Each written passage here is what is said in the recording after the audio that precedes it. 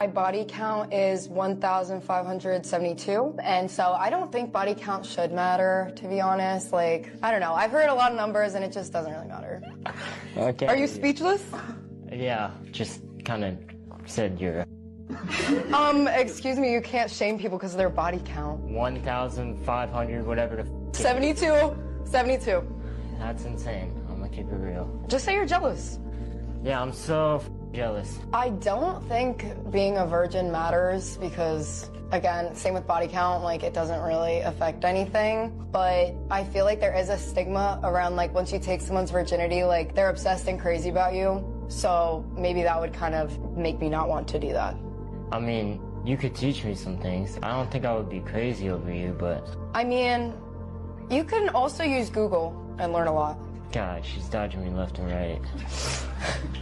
My body count's 0, but I wouldn't say body count really matters to me. Unless you're in the double digits, then that's crazy. Oh, it's okay. I'm in quadruple digits, so we're good. Yeah.